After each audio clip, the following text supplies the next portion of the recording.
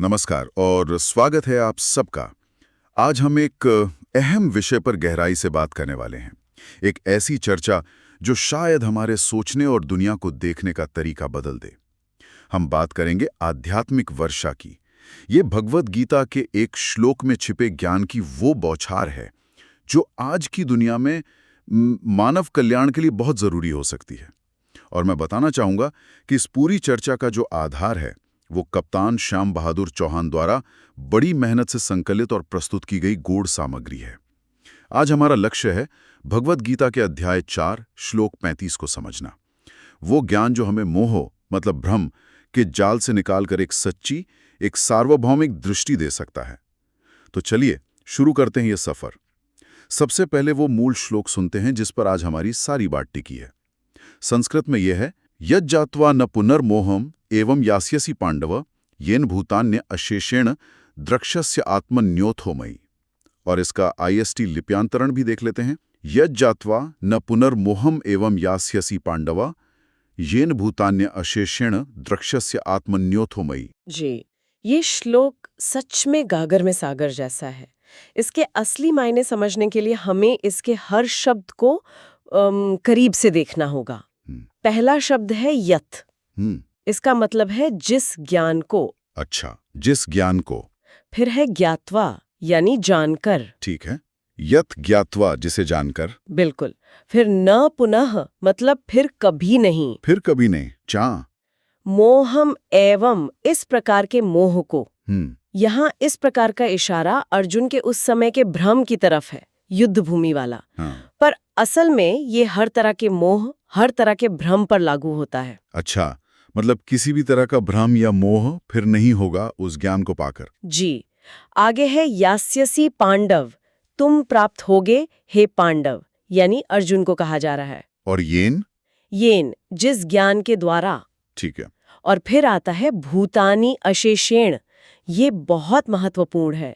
भूतानी मतलब सभी प्राणी, सभी जीव, और अशेषेण मतलब संपूर्ण रूप से, बिना किसी भेद के, बिना किसी को छोड़ें, बिना किसी अपवाद के, संपूर्णता में। ये तो बहुत बड़ी बात है। हाँ, यही इसकी खासियत है। फिर है द्रक्ष्यसि, तुम देखोगे। कहाँ देखेंगे? पहले आत्मनि, अपनी आत्मा में, अपने अंदर। जी। और अथो, और फिर मई, मुझ में, यानी परमात्मा में। श्री कृष्ण कह रहे हैं मुझ में। तो ये एक सीढ़ी है। पहले अपने अंदर सब प्राणियों को देखना और फिर ये समझना कि वो सब परमात्मा में ही स्थित है या परमात्मा का ही रूप है। वाह! तो अगर हम इन सब शब्दों को जोड़कर देखें तो इसका एक सरल सा मतलब ये निकलता है कि हे अर्जुन, जिस परम ज्ञान को जानकर तुम फिर कभी इस तरह के मोह में नहीं फंसोगे और जिस ज्ञान से तुम सारे प्राणियों को बिना किसी भेद के पहले अपनी आत्मा में देखोगे और फिर मुझ परमात्मा में देखोगे। वाकई ये तो मन को झकझोर देने वाला विचार है। हाँ, ये सिर्फ एक वाक्य नहीं है, ये चेतना के मतलब कॉन्शियसनेस के ट्रांसफॉर्मेशन का पूरा फॉर्मूला है। इसका जो गहरा दार्शनिक मतलब है वो ये है कि सच्चा आत्मज्ञान, रियल सेल्फ नॉलेज, ये वो मास्टर की है जो मोह या भ्रम के सारे ताले खोल सकती है। ये वो नज़र है जिससे मैं और दूसरा का जो फर्क हम महसूस करते हैं वो मिटने लगता है। जब हमें हर जीव में वही एक चेतना, वही एक स्पार्क दिखने लगता है जो हमारे अंदर है, तो फिर किससे मोह करें, किससे नफरत करें, वो आधार ही खत्म हो जाता है। और ये अनुभव पहले अपने भीतर होता है। जी, पहले ये अपने भीतर महसूस होता है, आत्मनि। और फिर ये समझ फैलती है कि यही चेतना, यही सत्य परमात्मा के रूप में हर जगह, हर कण में मौजूद है। ये तो हुई गहरी फिलॉसफी की बात, लेकिन आम जिंदगी में इसका क्या लेना देना है? मतलब रोज की लाइफ में ये कैसे काम आता है? इसका तो बहुत ही गहरा और प्रैक्टिकल पहलू है। आप सोचिए, हमारी जिंदगी के ज्यादातर दुख, डर, चिंताएं कहाँ से पैदा होते हैं? शायद चीजों को गलत समझने से, उम्मीदें रखने से। बिल्कुल, चीज़ों को गलत समझने से, यानी मोह से। किसी चीज़ का बेवजह डर, जैसे फेल होने का डर, किसी इंसान या चीज़ से बहुत ज़्यादा अटैचमेंट कि उसके बिना रह ही नहीं सकते, किसी नुकसान पर ज़रूरत से ज़्यादा दुखी हो जाना, ये सब मोह के ही अलग अलग चेहरे हैं। हाँ, ये तो होता है। ये श्लोक कहता है कि जैसे ही हमें चीज़ों की, रिश्तों की और सबसे ज़रूरी अपनी खुद की असलियत का ज्ञान होता है, मतलब हम सिर्फ ये शरीर या ये मन नहीं है, तो ये सारे भ्रम, ये सारे बादल अपने आप छंटने रखते हैं। ज्ञान सचमुच मोह की जड़ काटता है और हमें एक शांत अवस्था में ले जाता है। हाँ, एक स्थिर शांत अवस्था में जहाँ बाहरी उथल-पुथल हमें उतना परेशान नहीं करती। इसी को आप सत्य दर्शन कह लीजिए या ईश्वर दर्शन का एक पहलू। इस श्लोक का अपना एक कॉन्टेक्स्ट भी है ना, कुरुक्षेत्र का मैदान। हाँ, वो सीन याद आता है। दोनों सेनाएं खड़ी हैं और अर्जुन एकदम टूट गए हैं। अपने ही रिश्तेदारों, गुरुओं को सामने देखकर उनका धनुष हाथ से छूट रहा है। जी, बिल्कुल। वो एक भयानक नैतिक और भावनात्मक दुविधा में है। क्षत्रिय धर्म कहता है युद्ध करो, लेकिन उनका दिल कहता है कि अपनों को कैसे मारूं। ये जो टकराव है उनके मन में, यही मोह है। इसे आजकल की भाषा में क्या कहेंगे? कोई साइकोलॉजिकल टर्म है इसके लिए? हाँ, इसे कॉग्निटिव डिसोनेंस कह सकते हैं। जब आपके मन में दो बिल्कुल विपरीत विचार या मान्यताएं एक साथ टकराती हैं और आपको गहरा मानसिक तनाव देती हैं। अर्जुन इसी स्थिति में थे। और ये स्थिति तो आज भी बहुत आम है। बिल्कुल, ये सिर्फ महाभारत की कहानी नहीं है। आज का कोई स्टूडेंट है जो अपने पैशन वाले कोर्स और घर वालों की पसंद के सेफ करियर के बीच फंसा है। हाँ, या कोई मैनेजर है जिसे कोई मुश्किल फैसला लेना है, पर उसे डर है कि कहीं कुछ गलत ना हो जाए, लोग क्या कहेंगे। सही। परिवारों में देख लीजिए, जायदाद को लेकर या विचारों को लेकर कितने गहरे मतभेद हो जाते हैं। भाई भाई दुश्मन बन जाते हैं। ये भी तो मोह ही है, मेरा तेरा का भाव है। और आजकल युवा पीढ़ी पर सोशल मीडिया का कितना दबाव है। दूसरों की परफेक्ट लाइफ देखकर खुद को कम समझना, अपनी पहचान को लेकर कंफ्यूज होना, ये सब एक तरह से अर्जुन की ही मॉडर्न रूप है। सब अपने अपने कुरुक्षेत्र में अपने अपने मोह से लड़ रहे हैं। और इसी मोह को काटने के लिए ये ज्ञान दिया गया। जी हाँ, और सदियों से जो हमारे महान विचारक आचार्य हुए हैं, उन्होंने इस श्लोक की अपने अपने तरीके से व्याख्या की है। सबका लक्ष्य एक ही रहा है, इस मोह से बाहर कैसे निकलें। जैसे कि कुछ प्रमुख व्याख्याएं बता सकती हैं? जरूर। जैसे आदि शंकराचार्य जी को लीजिए, वो अद्वैत वेदांत के प्रणेता थे। उनके अनुसार ये ज्ञान सीधा अद्वैत बोध है। जब आपको ये अनुभव हो जाता है कि अहम ब्रह्मास्मि, मैं ही ब्रह्म हूँ, और तत्वमसि, तुम भी वही हो, तो फिर दूसरा कोई बचता ही नहीं जिससे मोह या द्वेष किया जाए। सब एक ही ब्रह्म की अभिव्यक्ति हैं। हाँ, आत्मा और परमात्मा का भेद मिट जाता है। सब जीव उसी एक ब्रह्म में दिखते हैं। ये परम ज्ञान है। ज्ञान मार्ग की पराकाष्ठा। लेकिन जो लोग भक्ति या सेवा मार्ग पर चलते हैं, उनके लिए इसका क्या मतलब है? उनके लिए भी इसमें गहरा संदेश है। जैसे रामानुजाचार्य जी, जो विशिष्टाद्वैत के आचार्य थे, वो इसे भक्ति की नजर से देखते हैं। उनके अनुसार ये ज्ञान भक्त को ये महसूस कराता है कि ये पूरा जगत, सारे जीव, ये सब परमात्मा का शरीर है, और परमात्मा इन सब के अंदर आत्मा यानी शरीरी के रूप में बैठे हैं। शरीर, शरीर भाव, मतलब हम सब ईश्वर के शरीर के अंग जैसे हैं? हाँ, एक तरह से। जैसे हमारा हाथ हमसे अलग भी है और हमारा हिस्सा भी, वैसे ही हम सब ईश्वर के अंश हैं, उनसे जुड़े हुए हैं। जब ये दृष्टि आती है तो मोह खत्म होता है और ईश्वर के प्रति गहरा प्रेम, सेवा का भाव जागता है। और मध्वाचार्य, वो तो द्वैत मानते थे। जी, मध्वाचार्य जी द्वैतवादी थे। वो मानते थे कि आत्मा और परमात्मा हमेशा अलग रहते हैं। उनके अनुसार ये ज्ञान, ये समझना है कि जीवात्मा ईश्वर का नित्य दास है, सेवक है।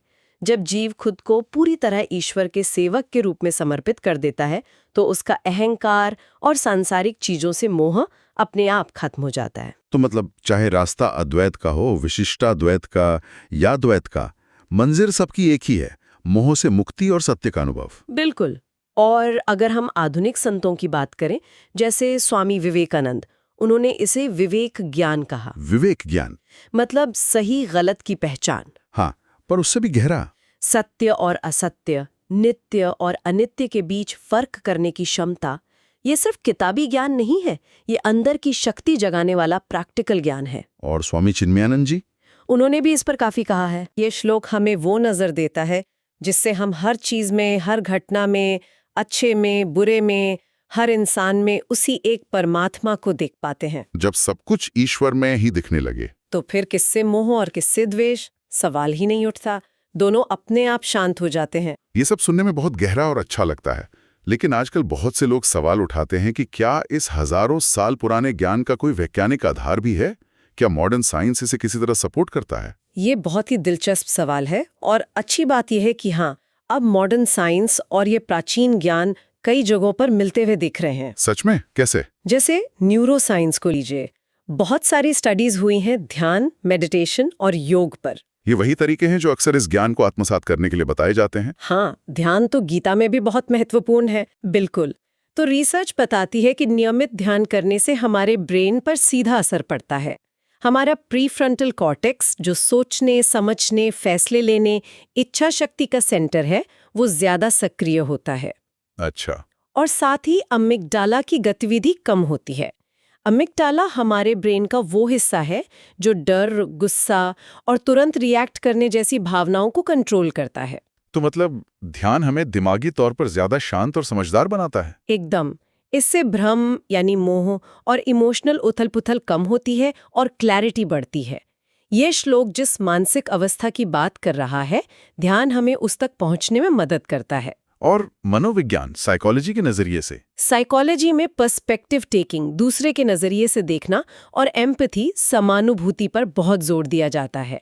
ये श्लोक तो इन कॉन्सेप्ट्स को चरम पर ले जाता है। जब आप सचमुच दूसरों को अपने में देखने लगते हैं तो एम्पैथी सिर्फ एक फीलिंग नहीं रहती, वो आपका सच बन जाती है। इसे कॉग्निटिव रीफ्रेमिंग भी कह सकते हैं शायद? हाँ, ये कॉग्निटिव रीफ्रेमिंग का सबसे ऊंचा लेवल है। आप सिर्फ एक सोच नहीं बदल रहे, आप दुनिया को देखने का अपना पूरा फ्रेमवर्क ही बदल रहे हैं। मैं और मेरा से हटकर हम और सबका की तरफ जा रहे हैं। और इसका समाज पर क्या असर हो सकता है अगर बहुत से लोग ऐसा सोचने लगें? समाज विज्ञान की नज़र से देखें तो सभी प्राणियों को आत्मा में देखना ये एकात्मक भाव या वननेस की भावना पैदा करता है। आज दुनिया में जितने भी झगड़े हैं, धर्म, जाति, देश, रंग, विचारधारा के नाम पर, उनकी जड़ में कहीं ना कहीं दूसरे को पराया समझने का मोह या भ्रम ही तो है। हाँ, ये बात तो है। ये ज्ञान इस दूसरेपन की दीवार को तोड़ता है। ये आपसी जुड़ाव, हार्मनी और सोशल कोहेजन की नींव रखता है। तो कुल मिलाकर आज की इस तेज रफ्तार, तनाव भरी जिंदगी में इस प्राचीन ज्ञान की क्या अहमियत है? मेरे हिसाब से तो आज इसकी अहमियत शायद पहले से भी ज्यादा है। देखिए, मानसिक स्तर पर इतना स्ट्रेस, अकेलापन, एंजाइटी बढ़ रही है। क्यों? कई कारण हैं। Competition, social pressure. हाँ, और एक बड़ा कारण है खुद को दूसरों से और इस यूनिवर्स से कटा हुआ महसूस करना। ये श्लोक उस अलगाव को मिटाता है। जब आप सब में खुद को और खुद में सबको देखते हैं तो अकेलापन कैसा? ये एकता का बोध ही शांति और स्थिरता लाता है। और सामाजिक स्तर पर? सामाजिक स्तर पर, जैसा हमने कहा, ये हमें संकीर्ण दायरों से बाहर निकालता है। चाहे वो परिवार का दायरा हो, जाति का या देश का। ये हमें एक जिम्मेदार ग्लोबल सिटीजन बनने की प्रेरणा देता है, जो सिर्फ अपने नहीं, सबके भले की सोचे। और आध्यात्मिक स्तर पर? आध्यात्मिक स्तर पर आज के भौतिकवाद के शोर में ये हमें हमारी असली पहचान याद दिलाता है कि हम सिर्फ ये शरीर और मन नहीं है, हम वो अविनाशी आत्मा है। और हमारे जीवन का असली मकसद उस आत्मा का परमात्मा से जुड़ाव महसूस करना है। ये हमें उस परम लक्ष्य की ओर मोड़ता है। ये सब समझ में आता है, लेकिन जानना एक बात है और उसे अपनी जिंदगी में उतारना बिल्कुल दूसरी। ये होता कैसे है? ज्ञान को व्यवहार में कैसे लाएं? यही तो असली चुनौती है। बिल्कुल सही कहा आपने। ये सबसे बड़ा सवाल है। इसके लिए कुछ प्रैक्टिकल कदम उठाने पड़ते हैं। सिर्फ सुनने या पढ़ने से काम नहीं चलता। जैसे कि? पहला कदम है नियमित आत्मचिंतन, जिसे सेल्फ रिफ्लेक्शन कहते हैं।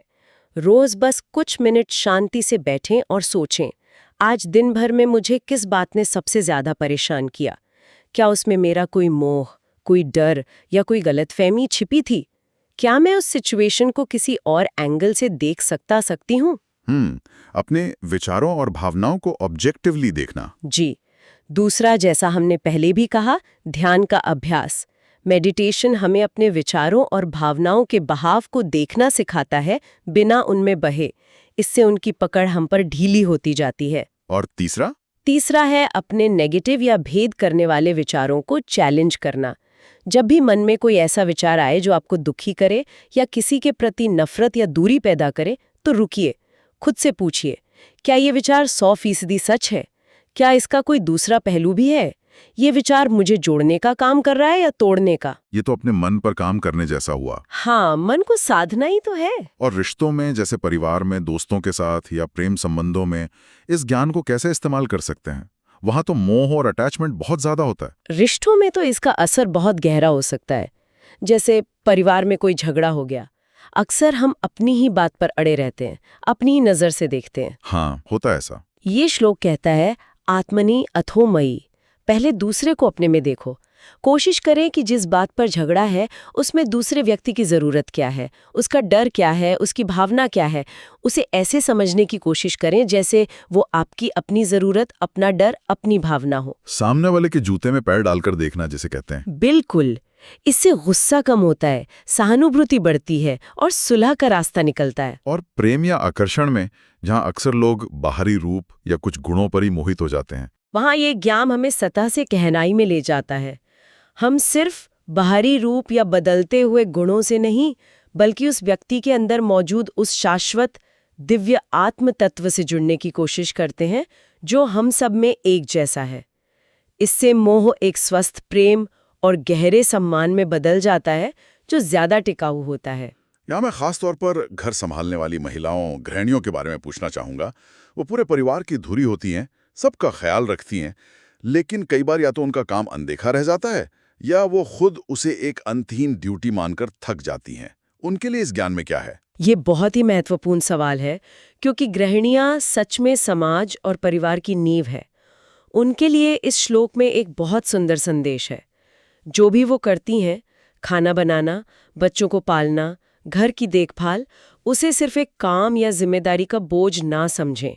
तो फिर क्या समझे? उसे ईश्वर की सेवा समझें, एक पूजा की तरह करें।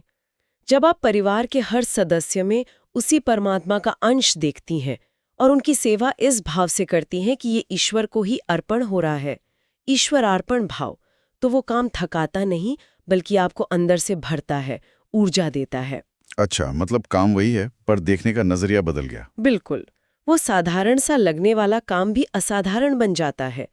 ये भाव उस काम को महज एक ड्यूटी होने से ऊपर उठाकर एक आध्यात्मिक साधना बना देता है। ये सोचना कि आप एक परिवार का पोषण करके असल में सृष्टि का ही पोषण कर रही हैं, ये अपने आप में मोह को काटने वाला और आत्मसम्मान बढ़ाने वाला विचार है। और वो महिलाएं जो बाहर काम भी करती हैं, वर्किंग वुमेन, जिन्हें अक्सर वर्क लाइफ बैलेंस के तनाव से जूझना पड़ता है, उनके लिए भी ये दृष्टि बहुत मददगार हो सकती है। ये जो वर्क लाइफ बैलेंस का स्ट्रेस है, ये अक्सर इसलिए होता है क्योंकि हम इन दोनों भूमिकाओं को दो अलग-अलग खांचों में बांट देते हैं, कभी-कभी तो एक दूसरे का विरोधी मान लेते हैं। लगता है कि ऑफिस का काम घर को प्रभावित कर रहा है या घर की वजह से ऑफिस पर असर पड़ रहा है। जी, ये श्लोक हमें याद दिलाता है कि चेतना तो एक ही है, जो अलग-अलग रोल प्ले कर रही है। ऑफिस का काम हो या घर की जिम्मेदारी, दोनों आपके ही व्यक्तित्व का विस्तार है। जब आप दोनों जगह लोगों को, अपने सहकर्मियों को, बॉस को, परिवार के सदस्यों को उसी एक आत्मा के रूप में देखने की कोशिश करती हैं और अपना काम पूरी ईमानदारी और निष्ठा से करती हैं, तो अंदर का टकराव कम होता है। तो तनाव कम होगा और शायद दोनों भूमिकाओं में ज्यादा संतोष मिलेगा। हाँ, संतुलन बाहरी परिस्थितियों से ज्यादा अंदर की हार्मनी से आता है। ये ज्ञान वो आंतरिक सामंजस्य लाने में मदद करता है। और बिजनेस में या लीडरशिप रोल में जो लोग हैं, उनके लिए इसका क्या इस्तेमाल है? लीडरशिप में इसका बहुत बड़ा रोल हो सकता है। एक सच्चा लीडर सिर्फ प्रॉफिट या टारगेट के मुंह में फंसा नहीं रहता। वो अपनी टीम के हर मेंबर में उसकी यूनिक काबिलियत देखता है, जो उसके आत्मस्वरूप का ही एक पहलू है, और उसे आगे बढ़ने का मौका देता है। मतलब सिर्फ काम निकलवाना नहीं, बल्कि लोगों को डेवलप करना। जी, वो कंपटीशन से ज्यादा सहयोग को बढ़ावा देता है, क्योंकि उसे पता है कि सबकी जीत में ही असली जीत है। और नैतिकता की बात करें तो ये ज्ञान हमें सिर्फ शेयर होल्डर के फायदे से आगे बढ़कर सोचने को कहता है। मतलब सभी स्टेक होल्डर्स, कर्मचारी, ग्राहक, समाज, यहाँ तक कि पर्यावरण, सबके कल्याण को ध्यान में रखना। ये समझना कि बिजनेस भी समाज रूपी शरीर का एक अंग है और उसका स्वास्थ्य पूरे शरीर के ठीक रहने पर ही निर्भर करता है। ये मोह से ऊपर उठी हुई दृष्टि है। ये तो बहुत व्यापक सोच है। अब बात करते हैं युवा पीढ़ी की। वो अक्सर पहचान, सफलता, भविष्य को लेकर बहुत कंफ्यूज्ड रहती है। उनके लिए इस ज्ञान में क्या है? युवाओं के लिए तो ये ज्ञान एक कंपास की तरह काम कर सकता है। जैसे पढ़ाई में या करियर में कोई असफलता मिली तो उसे अपनी पहचान मत बना लो। तुम वो असफलता नहीं हो, तुम वो चेतना हो जिसने एक अनुभव लिया है और उससे सीख कर आगे बढ़ सकती है। हाँ, फेलियर को खुद पर हावी ना होने देना। उसके और असलियत के बीच फर्क करना सीखें। ये ज्ञान FOMO, fear of missing out और दूसरों से बेवजह तुलना करने के भ्रम को काटता है। ये तो बहुत जरूरी है आजकल। जी, और ये युवाओं को सिर्फ बाहरी सतही सफलता के पीछे भागने के बजाय जीवन के गहरे अर्थ और मकसद को खोजने के लिए प्रेरित करता है।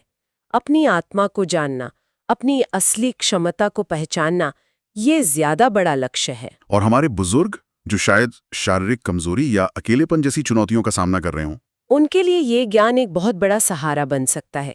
ये उन्हें याद दिलाता है कि वो सिर्फ ये कमजोर होता शरीर नहीं है, बल्कि वो ज्ञान और अनुभव से भरी हुई आत्मा है। शारीरिक दिक्कतों या अकेलेपन के मोह में डूबने के बजाय वो अपने जीवन भर की सीख और समझ को नई पीढ़ी के साथ बांट सकते हैं। समाज में उनका योगदान अब भी बहुत मूल्यवान है। उनका होना ही एक आशीर्वाद है। बिल्कुल, ये बोध उन्हें नई ऊर्जा और सार्थकता दे सकता है। अच्छा, अब एक प्रैक्टिकल सवाल। ये इतना गहरा ज्ञान है, इसे बच्चों और टीनेजर्स को कैसे समझाया जा सकता है आसान भाषा में? बच्चों को समझाने का सबसे अच्छा तरीका है कहानियाँ। जैसे आप एक कहानी सुना सकते हैं कि एक बच्चा स्कूल में नए आए बच्चे से डरता था क्योंकि वो अलग दिखता था या अलग भाषा बोलता था। फिर जब उसने हिम्मत करके उसके साथ खेला तो देखा कि वो भी उसी की तरह हंसता है, गिरता है तो रोता है, उसे भी वही खेल पसंद है। तो उसका डर, जो एक तरह का मोह ही था, वो खत्म हो गया और वो दोस्त बन गए। उसे समझ आया कि बाहर से हम कितने भी अलग दिखें, अंदर से हम सब में बहुत कुछ एक जैसा है। यही तो है सबको अपने में देखना। बहुत अच्छा उदाहरण है। और टीनेजर्स के लिए, जो शायद कहानियों से ज्यादा लॉजिक या साइंस में इंटरेस्टेड हो? टीनेजर्स को आप इसे उनके अपने फायदे से जोड़कर बता सकते हैं। जैसे उन्हें हम बता सकते हैं कि साइंस भी अब ये मान रहा है कि जब हम दूसरों के लिए अच्छा सोचते हैं, उनके प्रति दया या अपनापन महसूस करते हैं, तो हमारे ब्रेन में ऑक्सीटोसिन जैसे फील गुड हार्मोन्स बनते हैं। अच्छा। हाँ, ये हार्मोन्स हमें खुश रखते हैं, स्ट्रेस कम करते हैं और हमारे रिश्ते बेहतर बनाते हैं। वहीं दूसरी तरफ जब हम गुस्सा, नफरत या जलन महसूस करते हैं, तो कॉर्टिसोल जैसे स्ट्रेस हार्मोन्स बढ़ते हैं, जो हमारी सेहत के लिए अच्छे नहीं है। तो मतलब ये ज्ञान सिर्फ फिलॉसफी नहीं है, ये हमारी वेलबींग के लिए भी अच्छा है। बिल्कुल, ये सिर्फ नैतिक रूप से सही नहीं है, ये साइंटिफिकली भी हमारे लिए फायदेमंद है। ये बात उन्हें अपील कर सकती है। तो चलिए अब इस पूरी चर्चा को समेटते हैं। अगर हम इस ज्ञान के असर को देखें एक व्यक्ति पर, फिर परिवार, देश और दुनिया पर, तो इसका निचोड़ क्या होगा? मोह कम होने से डर और चिंता भी कम होते हैं। और परिवार में? परिवार में आपसी समझ, सम्मान और सहनशीलता बढ़ती है। जब हम दूसरे को अपने जैसा ही देखते हैं तो छोटी छोटी बातों पर झगड़े कम होते हैं, तनाव घटता है, रिश्ते ज्यादा गहरे और मजबूत होते हैं। देश के स्तर पर? देश के स्तर पर ये ज्ञान हमें सिर्फ अपने हक की बात करने वाला नहीं, बल्कि दूसरों के प्रति अपनी जिम्मेदारियों को समझने वाला नागरिक बनाता है। ये हमें ज्यादा सहिष्णु, करुणामय और जिम्मेदार बनाता है। हम सिर्फ अपने समूह या इलाके के बारे में नहीं, पूरे देश के बारे में सोचते हैं। और विश्व स्तर पर? विश्व स्तर पर ये वसुधैव कुटुंबकम, पूरी पृथ्वी ही एक परिवार है, इस महान भारतीय विचार को जीने की प्रेरणा देता है। जब हम हर देश, हर संस्कृति के लोगों में उसी एक आत्मा को देखने लगते हैं, तो नफरत और युद्ध की जगह सहयोग और शांति की संभावना बढ़ती है। यही स्थायी विश्व शांति का रास्ता हो सकता है। तो कुल मिलाकर भगवत गीता का ये एक श्लोक सिर्फ कुछ शब्द नहीं, बल्कि जीवन बदलने की ताकत रखने वाला एक पूरा दर्शन है। ये हमें मोह के अंधेरे से निकालकर ज्ञान के उजाले में लाता है और हमें सब में एकता देखने की वो दिव्य दृष्टि देता है। ये सिर्फ जानने या मानने की बात नहीं, बल्कि इसे जीने की, अनुभव करने की कला है। बिल्कुल सही कहा आपने। ये एक साधना है, एक अभ्यास है। और मैं श्रोताओं के लिए एक छोटा सा विचार छोड़ना चाहूंगी जिस पर वो सोच सकते हैं। जरूर। जरा सोचिए, अगर हम अपने जिंदगी की सबसे मुश्किल चुनौती को या उस इंसान को जिससे हमारा सबसे ज्यादा मतभेद या झगड़ा है, उसे भी इसी नजर से देखने की कोशिश करें, आत्मनि अथो मयि, पहले उसे अपने अंदर देखें फिर परमात्मा में, तो हमारे नजरिए में, हमारी फीलिंग्स में, हमारे रिएक्शन में क्या बदलाव आ सकता है?